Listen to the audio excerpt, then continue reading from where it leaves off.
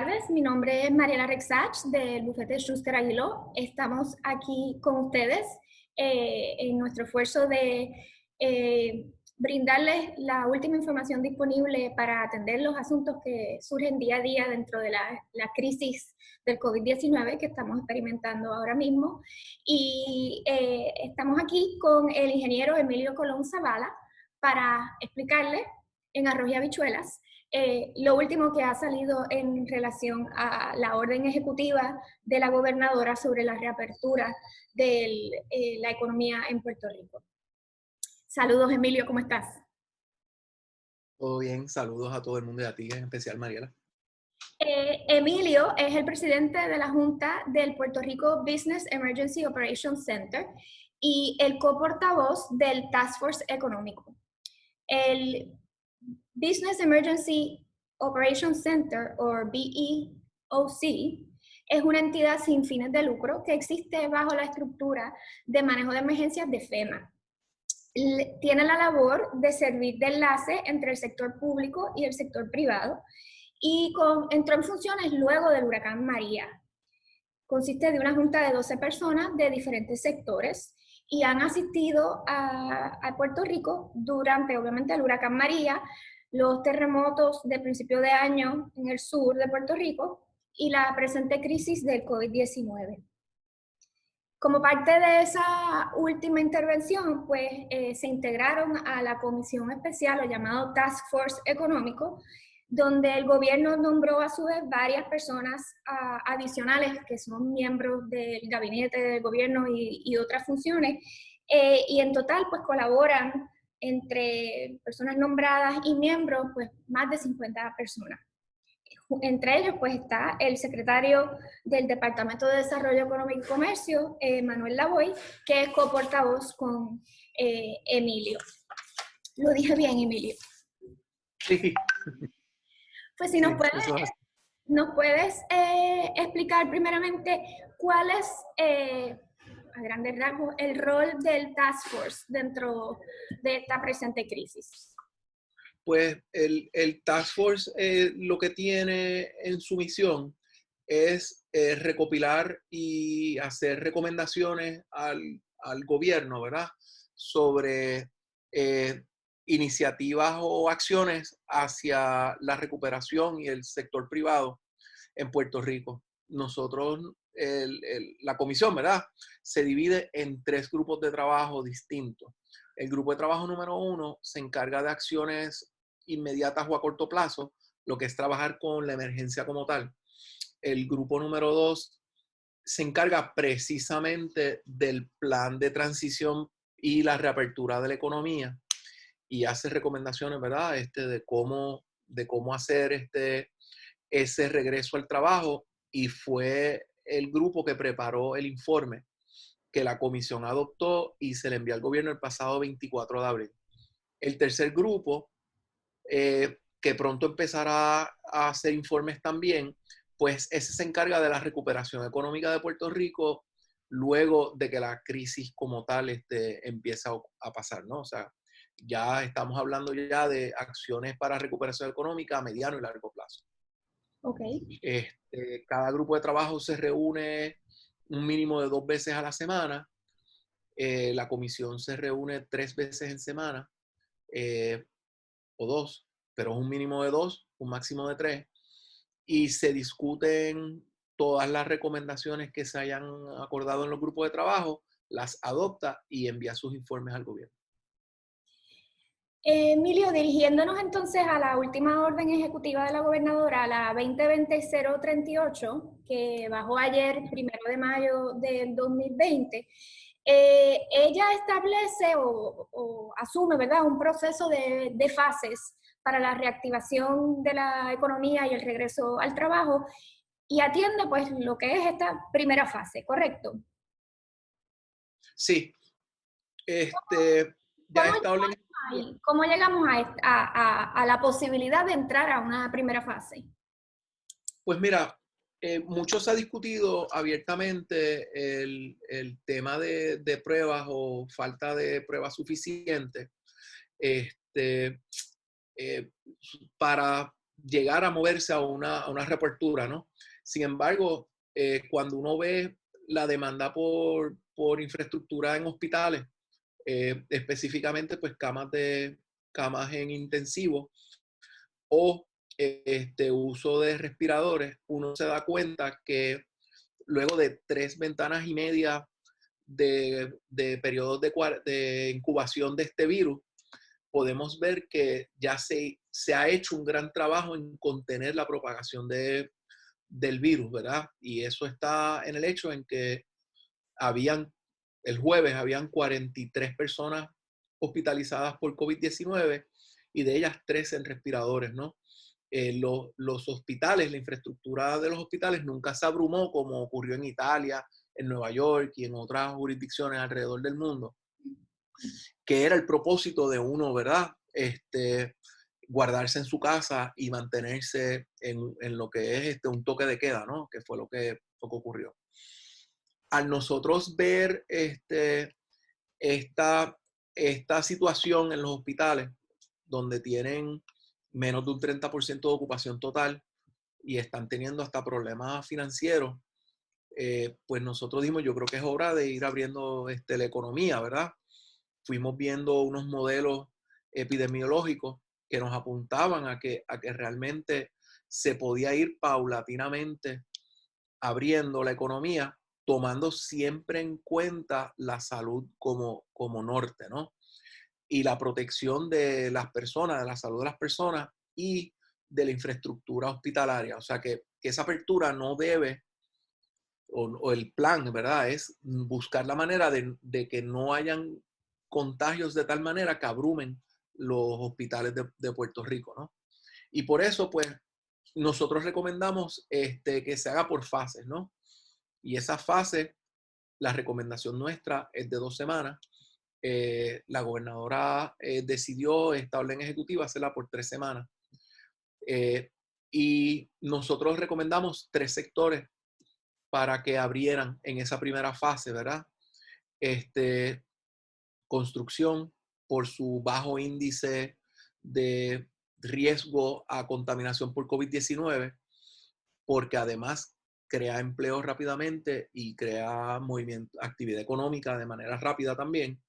Manufactura, por, por ser un por ciento tan alto en el Producto Interno Bruto. Ser una industria regulada, al igual que la construcción. Entendíamos que esas dos industrias pues daban la mejor probabilidad de éxito en un rollout de regreso al trabajo, ¿no? En tercer lugar, recomendamos ir reabriendo la industria de la salud, precisamente para proteger los hospitales de su estado financiero y buscar la manera de evitar que en medio de una pandemia los hospitales empiecen a quebrar, ¿no? Aunque su riesgo de contagio, según el índice que preparó la Escuela de Salud Pública de Recintos de Ciencias Médicas, es alto, no es menos cierto que nos parece que es una industria demasiado importante para que colapse. Así que esas fueron las recomendaciones. Claro, eso incluye la cadena de suministro de bienes y servicios para las 3 industrias y incluye controles. ¿Qué quiere decir eso? Pues se sugirió que cada patrono preparara un plan de manejo de riesgo a contagio por COVID-19, que ese plan fuera, ¿verdad?, escrito por cada patrono, sometido y autocertificado al Departamento del Trabajo y Recursos Humanos, ¿no? No es que el Departamento del Trabajo se los va a aprobar, pero funciona como un permiso general a nivel federal, que uno tiene las condiciones predeterminadas, ¿verdad? Y uno le informa al regulador, yo me estoy acogiendo a este permiso y empiezo a operar, ¿no? Pues es un modelo muy similar a eso. Por otro lado, Antes de llegar al detalle de los planes, tú me mencionaste que ustedes hicieron un proceso de censo para ver en realidad qué era lo que había estado pasando durante el periodo de cierre, ¿verdad?, de lockdown, en aquellas industrias que en efecto estaban operando. sí, nosotros primero nosotros montamos lo que se llaman Key Performance Indices, ¿verdad? Que es como nosotros vamos a medir cómo se va el comportamiento de regreso al trabajo. Y lo estamos haciendo a base de la infraestructura, ¿verdad? Hospitalaria. Que lo que se va a medir es aumento en demanda por camas de hospital, intensivo y respiradores. Además de eso, nosotros queríamos saber cuál era nuestra base, ¿verdad? Cuál era nuestro baseline o de dónde nosotros partíamos. Y para hacer eso, pues, necesitábamos entender o tener una idea de cómo se estaban moviendo los contagios en el lugar de trabajo, entendiendo que hay varias industrias con mucho riesgo de contagio según el mismo índice que se había preparado. Entonces, lo que hicimos fue preparar un cuestionario y ese cuestionario se le envió a los patronos de las empresas que están operando hoy, o en aquel entonces, porque fue del 15 al 23 de abril que se hizo ese cuestionario. Y no con empleados trabajando remoto, pero solo los que estaban trabajando en el área en su lugar de trabajo, ¿no? Valga la redundancia. Así que nosotros hicimos varias preguntas para discernir por el sector, el tipo de negocio, la región, el número de empleados activos. Esto es Además, lo ves en pantalla, ¿verdad? sí, además el número total de empleados, cuántos casos eran sospechosos de ser COVID y los habían enviado a su casa, ¿verdad? Y cuántos casos eran positivos confirmados por prueba a COVID-19, ¿no? Y las medidas de mitigación que se estuvieran tomando. Los resultados que son los que ven en pantalla, eso es el número de empleados. No se me asusten que esos no son los positivos. Podemos ver que en 8 días nos respondieron 267 patronos distintos en 17 sectores, que son los que están a mano derecha, siendo precisamente el de alimentos, supermercados, sobre todo el que reportó pues la mitad de los empleados. Y eso es del total de 63.354 empleados que están trabajando durante el periodo en que se hizo el cuestionario. Y entonces aquí ven la distribución de cómo están. Aquí lo podemos ver por municipio y por sector. Y como pueden ver, pues la inmensa mayoría, casi la mitad, son de sector, pero tenemos tenemos el sector de dispositivos médicos, seguridad, farmacia, farmacéutica, manufactura, ¿verdad? Comunicaciones, servicios financieros, etcétera, y hasta agricultura. También lo tenemos por municipio, ¿verdad? Como podemos ver, la mayoría fue de San Juan, pero muy pocos municipios, me parece que fueron como 4 o 7 municipios que no obtuvimos data, pero generalmente, pues como pueden ver, casi todos los municipios están representados de una manera u otra. Next. Sepan que de esos 63,000 empleados que se reportaron como trabajando, los patronos solamente reportaron haber tenido 14 casos positivos a COVID-19. No se reporta que que se hayan contagiado en el lugar del trabajo necesariamente, sino que son los casos reportados de entre sus empleados, ¿no? Es importante hacer la distinción, ¿verdad? Porque si bien es cierto que 14 en 63,000 es un porciento sumamente bajo, me parece que es como 0.025%, no es menos cierto que ni se hizo la pregunta ni se contestó si esas personas realmente se entendía que habían sido contagiadas en el lugar del trabajo, ¿no? ¿Qué nosotros podemos decir de esto? Pues que mira, el lugar de trabajo no aparenta ser un foco de infección. Los patronos están tomando las medidas, le están poniendo a sus empleados las medidas necesarias para evitar el contagio y los empleados pues las están siguiendo. O sea que lo que está ocurriendo en los patronos activos está funcionando, ¿no? Y aquí tenemos una gama, podemos ver como incluso pues está cargado a la mitad, un sector de muy alto riesgo, donde reciben mucha clientela, sobre todo en estos días que mucha gente pues iba al colmado más de una vez en semana. Este, próximo slide, yo creo. Yo Ese creo yo que creo que era el último. Ok, pues como podemos ver, eh, nosotros utilizamos eso para decir, mira, el tema del trabajo no está causando infecciones significativas. En los hospitales no hay una, no se abrumaron los servicios hospitalarios, al revés, están subutilizados.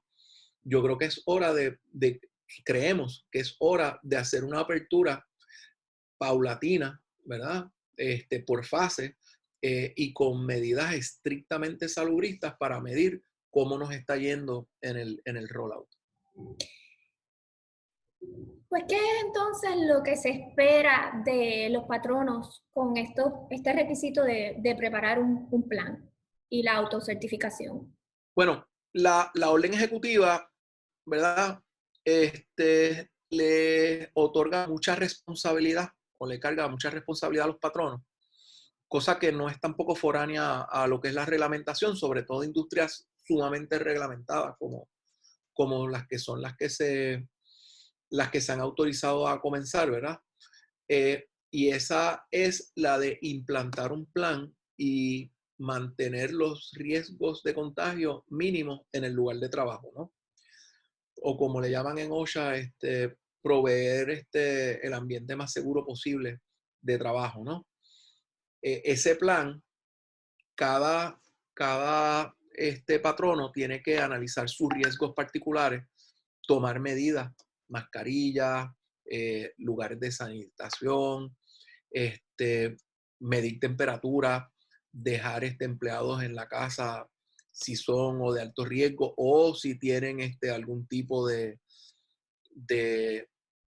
de síntomas o si o incluso pues ya si son si se sabe que hay alguien que da positivo a COVID, pues hay un protocolo estricto que hay que seguir, hay que hacer unas limpiezas, hay que mandar a esa persona y todos los que estuvieron en contacto con él a la casa por los últimos 14 días y entonces mantenerlo en cuarentena, ¿no? Pero no solamente es preparar el plan, sino que hay que certificarlo. Y ese plan certificado hay que enviarlo al Departamento del Trabajo y Recursos Humanos. También se persigue que esta encuesta que preparó el BOC pueda seguirse contestando periódicamente a medida que se van adentrando más personas a la fuerza trabajadora, ¿verdad? Al lugar de trabajo.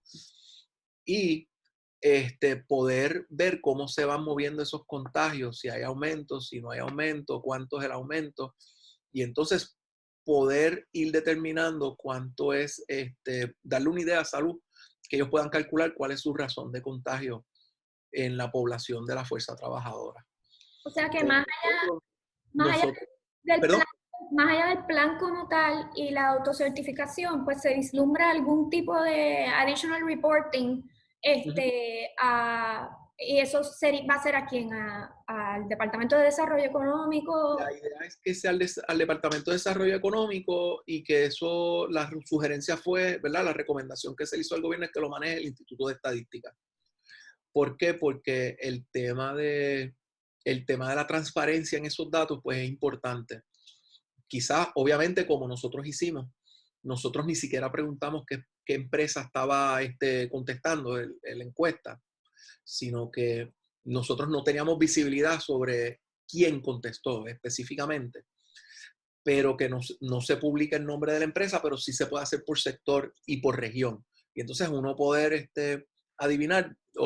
no, determinar dónde hay focos de contagio. O sea que Hay poder tener algún tipo de tracing, por decirlo así, que nos ayude a reaccionar si hay algún rebote que empiece a tener un impacto pues, en los hospitales, por ejemplo. Claro, sí, nosotros hablamos de factores concurrentes, ¿verdad? O condiciones concurrentes. Y eso quiere decir que el rollout no se puede dar solo, no se puede dar en un vacío, sino que otras cosas tienen que ocurrir también para darle al plan la mayor probabilidad de éxito. Uno es aumentar la capacidad de pruebas y el número de pruebas que se hacen al día en Puerto Rico. Dos, aumentar la capacidad del contact tracing, que aunque se está haciendo, pues se está haciendo a mano. Nosotros entendemos que debería haber un poco de más capacidad en cuanto a cómo hacerlo. El tema de la encuesta, que se pueda reportar cómo se van moviendo los contagios entre los patronos, o el nivel de contagio que las personas que están trabajando vayan reportando, porque no hay manera de determinar si fue en el trabajo o fue fuera del área de trabajo donde las personas se pueden haber contagiado, y que esos datos estén disponibles para todo el mundo. ¿Por qué? Porque cuando a la hora de tomar decisiones es importante que todo el mundo sepa más o menos cómo se está moviendo el regreso al trabajo versus los impactos que pueda tener sobre el riesgo de contagio con COVID-19, y esas decisiones se puedan tomar lo más ágil posible. ¿Qué quiere decir eso? Van a pasar una de tres cosas después del 11 de mayo.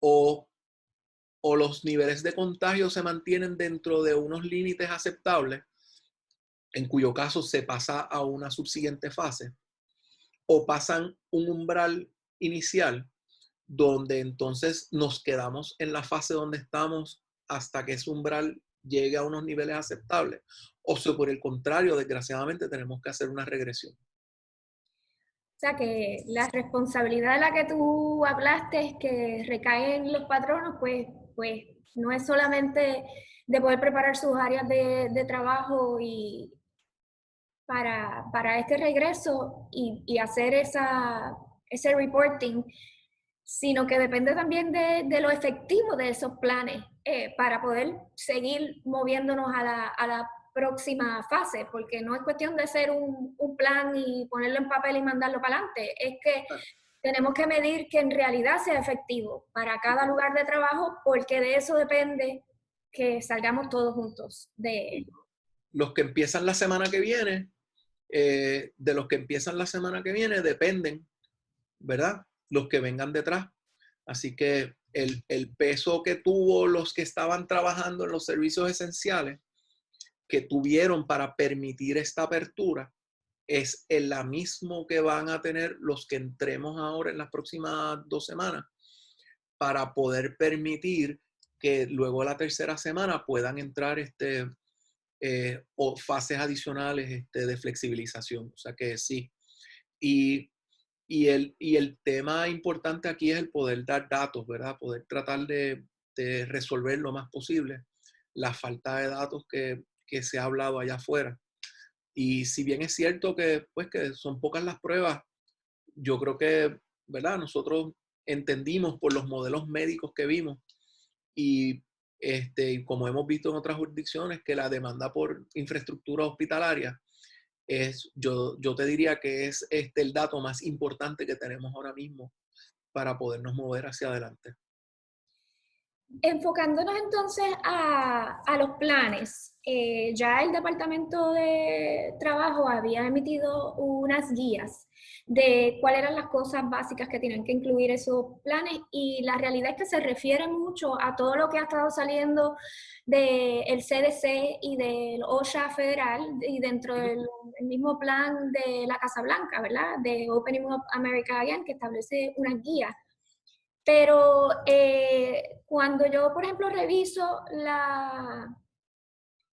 las guías que salieron ayer también del Departamento del Trabajo, conforme pues, el mandato de la gobernadora en la orden ejecutiva, y particularmente el documento de autocertificación, que es un formulario que provee el Departamento del Trabajo, que es lo que hay que acompañar con el plan, ¿correcto? Correcto. Uno tiene que preparar el plan y someterlo con la autocertificación a la dirección de correo electrónico que la carta circular proveyó. Ok, y entonces ahí cuando uno se enfoca en cuáles son los elementos esenciales de ese plan de control, hay algunas cosas que son nuevas a lo que la secretaria del Departamento del Trabajo había dicho anteriormente. Hay otras pues que las venimos escuchando desde el principio: hay que lavarse las manos, hay que incentivar que la mayor parte de las personas se queden en la casa, hay que proteger a a las poblaciones vulnerables, pero yo quería hacerte algunas preguntas más específicas sobre las que me parecieron un poquito más técnicas. Okay. Porque estos documentos básicamente lista los elementos y entonces tienen unas cajitas a los lados para que el patrono indique si cumple su plan, si cumple con eso o si no cumple. Y esto es lo que va a tener que certificar pues la posición más alta, la persona responsable de la operación para cada localidad. Porque esto no es una para la empresa, sino tiene que ser un plan para cada localidad física. Sí, es correcto. Es para cada empresa, para cada localidad, sí. Sin embargo, yo quiero decir que no es mandatorio que todo sea así, ¿verdad? Okay. Hay medidas, nosotros incluso publicamos el 30, el jueves, publicamos una herramienta para uno hacer su evaluación de riesgo. Y donde uno puede evaluar su plan, puede ayudarte a preparar tu plan y además te evalúa, la herramienta te evalúa cuantitativamente cuál es la fortaleza del plan, ¿verdad? A nivel de riesgo. ¿Qué quiere decir eso? Que mientras más bajita la puntuación, pues mejor el plan es, ¿verdad? Y aquí lo importante es, por ejemplo, que uno pueda hacer lo que se llaman trade-offs. A lo mejor uno puede ver en las guías que se habla de hacer pruebas, pero eso no quiere decir que uno está obligado a hacer las pruebas, sino que pues tienes un bono, ¿verdad? Si haces las pruebas, ¿no? Si no las haces, pero y además habrán otras cosas que físicamente no se puedan tomar o hacer en todos los lugares de trabajo, pero pues, ¿qué alternativas uno puede hacer para ello? Mira, a lo mejor tú no puedes poner el aire a que no recircule, el aire acondicionado del lugar de trabajo, pero a lo mejor le puedes poner filtros y eso es una medida de mitigación. O si no, pues le haces pruebas a la gente. O sea, ¿qué medidas, cómo tú no vas balanceando los riesgos? Cosa de minimizarlo lo más posible. En las recomendaciones que tú mencionaste ahora, que salieron me dijiste el jueves pasado, eso es el llamado COVID-19 Private Sector Reopening Guidelines, ¿correcto? Ese mismo. Tu versión 14. Versión 14.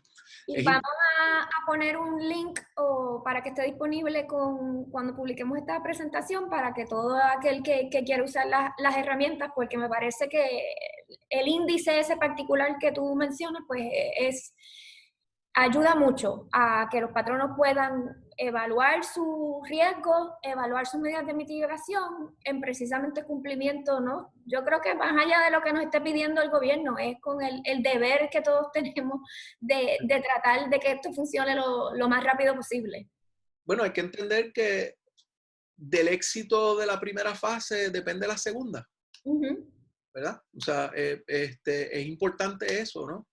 Es importante entender también que el gobierno ha dado ciertas herramientas para que los mismos empleados fiscalicen el tema de cómo se están haciendo las cosas.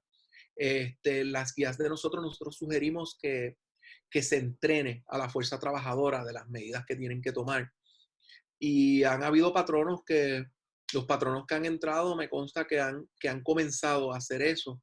Hay uno que estuvo 2 días orientando, solamente entrenando a sus trabajadores para cómo trabajar con las medidas estas de riesgo por contagio de COVID-19, ¿no? En el número 5 de la guía del formulario de autocertificación, hace referencia a que el plan tiene que establecer la clasificación de riesgo de acuerdo al nivel de exposición ocupacional, alto riesgo, mediano riesgo o bajo riesgo. Eso, entiendo, es una referencia específica a lo que se establece en las regulaciones de OSHA. Sí.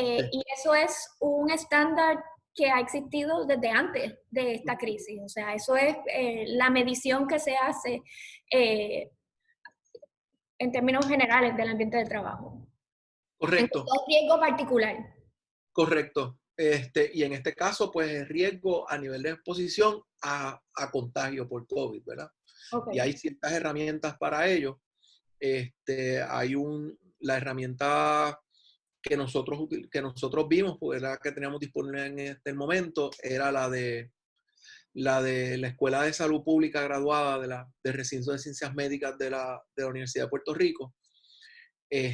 Pero han salido otras que la comisión está viendo también.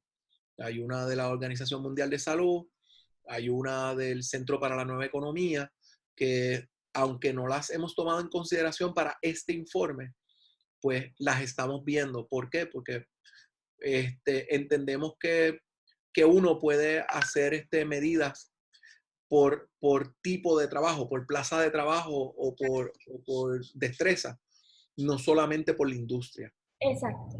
Sí, porque tú puedes, para coger un ejemplo, nosotros que tenemos una oficina de abogados, donde hay abogados, hay secretarias y hay una recepcionista, pues el nivel de riesgo de la recepcionista que está atendiendo cualquier público que pudiera llegar a la oficina, pues es mayor que el de la secretaria, pues que no está atendiendo público.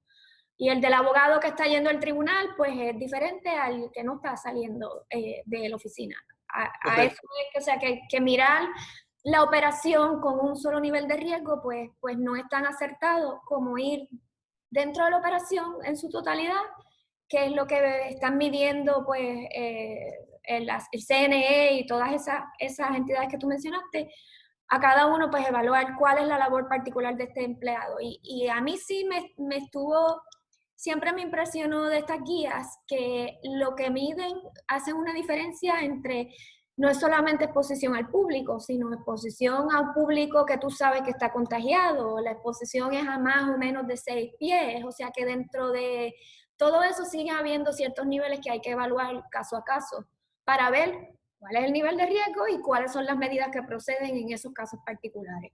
Sí, nosotros incluso, y es algo que los patronos pueden evaluar, nosotros recomendamos que la ocupación en los locales y en los espacios comerciales se mantuviera a la mitad de la capacidad determinada por el Código de Edificación y por el negociado de bomberos, ¿verdad?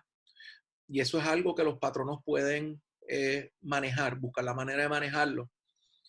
Se habla también, mira, el que está trabajando de la casa, pues a lo mejor se puede mantener trabajando de la casa o se puede hacer algún tipo de, unos días te presentas a la oficina, otros días trabajas de tu casa, o sea, todo este tipo de medidas que limite, ¿verdad? La concentración de personas en un espacio específico, pero otra vez, tiene que ser algo evaluado caso a caso, porque realmente uno decir que uno va a preparar unas guías o que uno va a preparar un one size fit all, ¿verdad? Como dicen en español, pues es imposible. O sea, tiene que cada cual, cada gerente o ¿verdad? Cada ejecutivo o dueño de empresa tiene que evaluar cuál es su operación y cómo es ese nivel de riesgo. Emilio, a mí me llamó la atención y ya tú hablaste en particular sobre, por ejemplo, el número 10 que habla de ventilación adecuada para el flujo de aire en el área de trabajo. Y hay veces, ¿verdad? Si yo no soy dueña de la localidad, soy una inquilina, pues como tú bien mencionaste, hay cosas que yo no necesariamente voy a poder controlar porque dependo de otra persona. Y entonces, pues la recomendación es, pues, cuáles son las alternativas y que si algo, aparte de eso, de chequear mi aire acondicionado, modificar el sistema completo de aire acondicionado, que yo puedo hacer para atender esa situación. Pero la realidad es que muchas de estas cosas existen ya en los requisitos de salubridad y los códigos de construcción. Por ejemplo, Bueno, es particular. tiene que haber ventilación adecuada, ¿no? Lo que pasa es que la ventilación tú la provees de dos maneras, o natural o mecánica. En el lugar de trabajo o en las oficinas grandes, ¿verdad? Corporativas, generalmente esa ventilación se hace mecánica y es a lo que uno está acostumbrado, ¿verdad?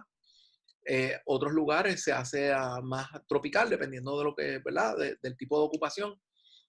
Aquí lo que se persigue es que se cumpla con esos niveles.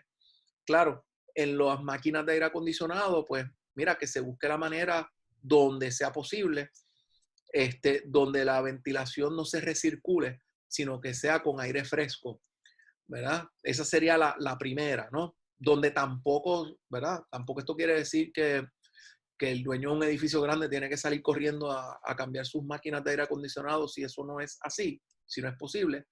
Puede poner filtros también, precisamente para manejar su riesgo. O sencillamente, si no hay mucho que hacer, pues por lo menos entender que la ventilación que haya sea adecuada. Pero me parece que una u otra se debe poder hacer. Ok. Hay dos requisitos de esta autocertificación que dice que incluye el que se detalla el número 16, que detalla las prácticas de monitoreo de casos positivos y la inclusión en el registro de lesiones y enfermedades del formulario PROSHA 300. Ujú. Y entonces la 18, que establece el uso compulsorio de cobertores nasobucales. De verdad, de todo lo que yo he estudiado en relación a las guías de OSHA, esto va más allá de lo que han sido las guías de OSHA. O sea, aquí el gobierno determinó ir más allá de los requisitos que se han discutido por esta agencia en particular, requiriendo que sí, que se informe como un accidente ocupacional, no un accidente ocupacional, le dicen un reportable injury, un accidente reportable a OSHA cuando hay un contagio en el lugar de trabajo.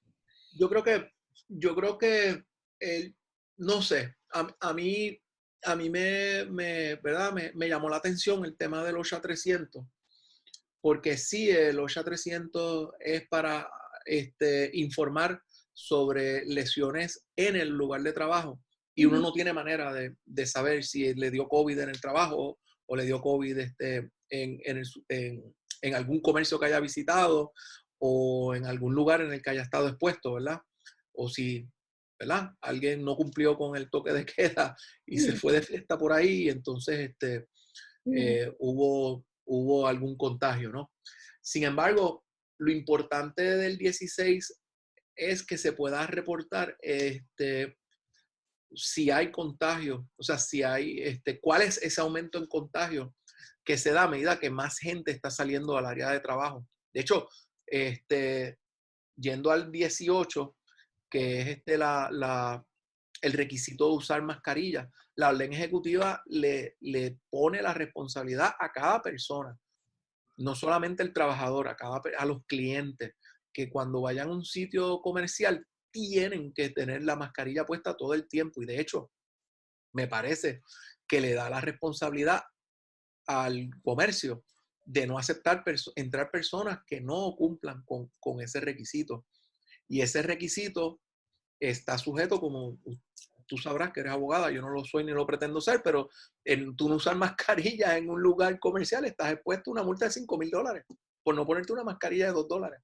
Pero aquí en este caso, cuando es un empleado mío que yo llamo de regreso, yo patrono, como parte del plan tengo que establecer que es un requisito que lo usen en el lugar de trabajo, tengo que certificarlo y más allá de eso tengo que proveérselo, porque en la medida que es un equipo protector requerido por el patrono y en virtud de esto pues está siendo requerido, el patrono está obligado a costearlo y a darle el entrenamiento adecuado al empleado de cómo usarlo.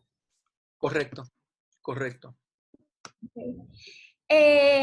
En las guías que sacó el Departamento del Trabajo ayer, 1 de mayo, también hizo referencia a que se va a preparar un listado de patronos que han presentado al Departamento del Trabajo ese plan y autocertificación. Entonces, ¿puedes hablar algo de eso? ¿Cuál es el propósito de esa lista? Recordemos que lo que se sugirió, ¿verdad? Lo que se le sugirió al gobierno fuera que se manejaran los planes como un proceso de autocertificación, ¿verdad? Eso quiere decir que uno no va a esperar a que PROSHA te conteste, tu plan está aprobado, puedes empezar a trabajar, como estaba ocurriendo hasta hoy, o hasta que entre en vigor la nueva orden ejecutiva, ¿verdad? Recordemos que Y les puedo hablar cuando los textiles fueron a entrar, aquí la industria de los textiles estuvieron prohibidas de poder operar, ¿verdad? Entonces, debido a la importancia de esa industria, en Puerto Rico se fabrica el 70% de los uniformes de la milicia de todo Estados Unidos, pues hubo que permitirles, ¿verdad? Que hubo que eximirlos de la orden ejecutiva por issues de seguridad nacional. Pues ellos tuvieron que esperar a que PROSHA les autorizara el entrar. Nosotros y eso pues, ¿verdad? Eso conllevó ciertos demora en poder empezar con los problemas que eso acarrea. Pues lo que estamos haciendo es, patrón, usted prepara su plan, usted lo certifica, ¿verdad? Y usted lo envía por correo electrónico a la dirección que dice la carta circular que salió el viernes 1 de mayo, cosa de que no tenga que esperar a que venga eso. Claro, el patrono tiene que preparar el plan, autocertificarlo, enviarlo, tener evidencia, ¿verdad? De que envió ese plan, ¿verdad? De que ese plan fue sometido al Departamento del Trabajo, y el Departamento del Trabajo va a publicar la lista de todos los planes y documentos de autocertificación que recibieron.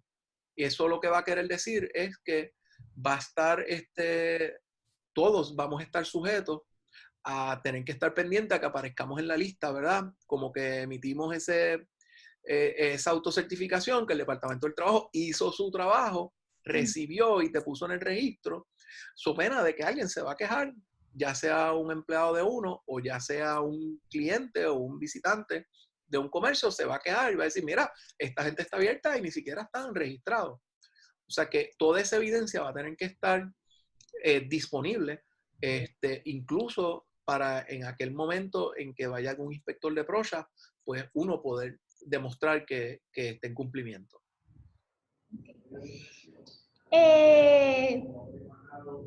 ¿Cuáles son qué va a pasar con las próximas fases? ¿Tenemos una idea de cuáles son los próximos pasos? Mira, los próximos pasos, nosotros, como te mencioné, nosotros estamos validando, estamos viendo otros tipos de estudios que se han preparado de índice de riesgo, ¿verdad? Queremos validar lo de recinto de ciencias médicas, saber que eso está bien o si hay que hacerle algún tweak o algo para nosotros determinar quién exactamente. Ahora, tenemos industrias que ya probablemente puedan empezar a entrar, ¿verdad? Bajo ciertas limitaciones, ¿verdad? Y dependiendo de cómo se mueva esta fase de regreso al trabajo. Y la idea es que pueda entrar, por ejemplo, flexibilizar un poco la industria de venta al letal, que ahora mismo puede vender solamente por recogido o por entrega a la casa, pues a lo mejor limitar que ciertas personas puedan entrar o no, como se hace en los supermercados, o quizás de una manera un poco más limitada. Ferretería, que no se puede entrar a la ferretería, uno solamente puede comprar y te entregan, ¿verdad? O vas y lo buscas por carro.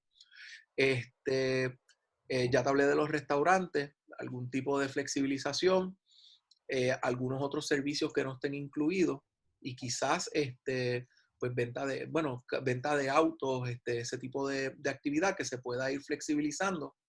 A lo mejor centros comerciales de manera limitada, empezar a dejar que personas puedan entrar bajo ciertas limitaciones, y ya los centros comerciales pues se están preparando, o sea, el comercio se está preparando para cuando les toque, ¿no?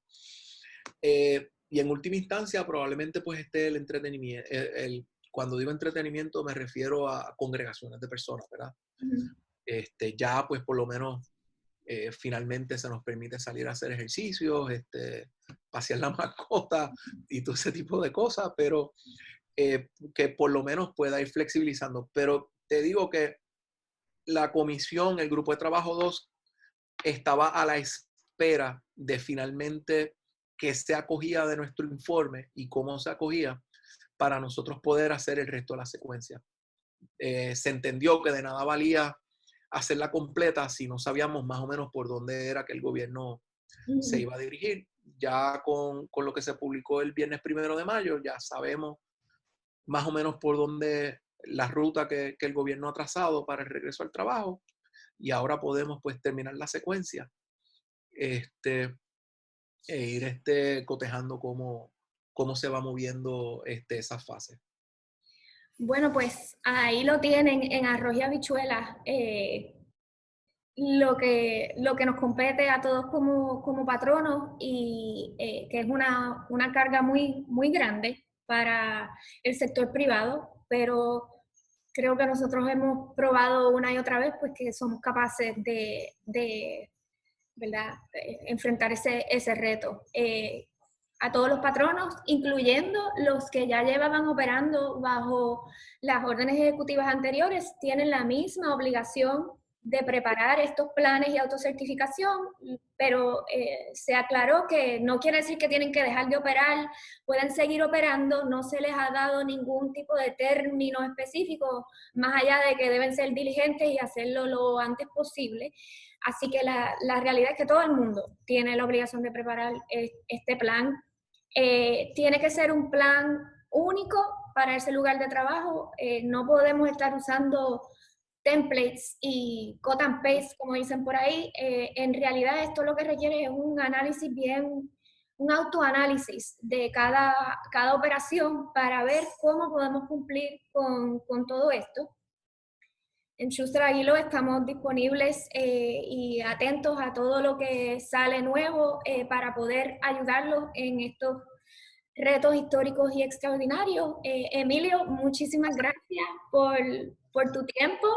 De verdad que la información que has compartido pues me parece muy valiosa y muy interesante, no solamente para entender lo que tenemos que hacer, sino para entender de dónde viene y que nosotros vamos a estar trabajando pues, en los esfuerzos que hicieron estos sectores anteriormente y lo importante que es que podamos continuar colaborando con nuestro mejor esfuerzo para que como país podamos salir de esta crisis.